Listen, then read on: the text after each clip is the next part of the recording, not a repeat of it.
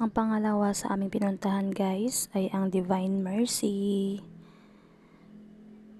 So samahan nyo kami ulit guys sa aming pamamasyal. So papasok na kami guys.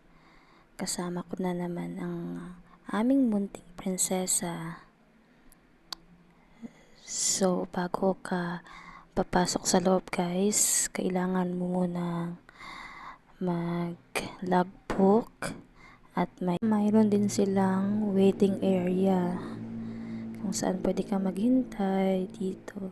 So ayan na guys, bago ka pupunta dun sa taas is kailangan mo munang magsuot ng saya. So excited na aking princess.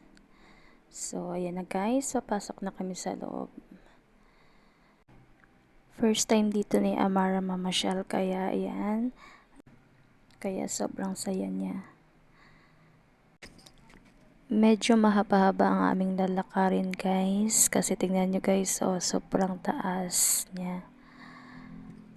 Pero parang wala lang sa aming munting prinsesa, kasi ang saya-saya niya.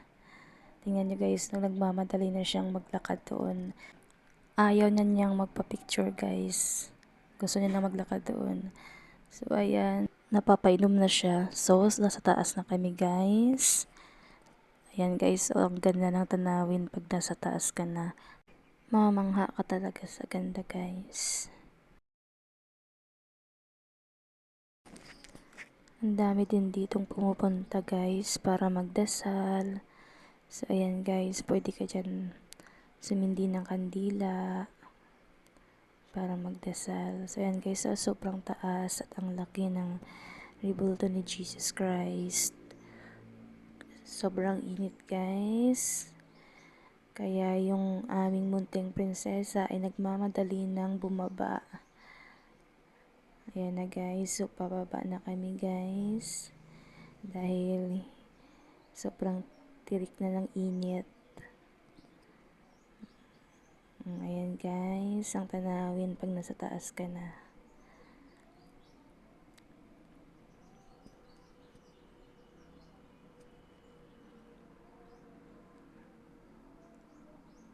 So bababa na kami guys.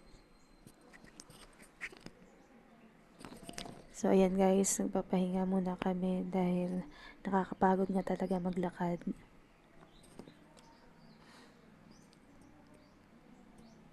So ayan na guys, nauna na yung aming prinsesa at nagmamadali na talaga lumabas kasi sobrang init.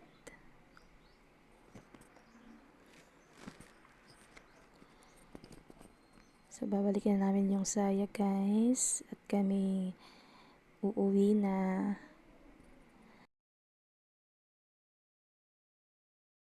So dito sa kanilang entrance guys, pwede ka rin bumili ng mga pasalubong na mga accessories like kwintas, bracelet na rosary. So dyan guys, napapabili si Amara ng bracelet. So bago kami umuwi guys, nagpa-picture muna kami dito. Salamat sa inyong panonood guys sa aming video. Ayan, sobrang saya ni Amara. Makikita nyo din dito guys, ang ganda ng tanawin ng lake. Ayan guys, oh, ayan.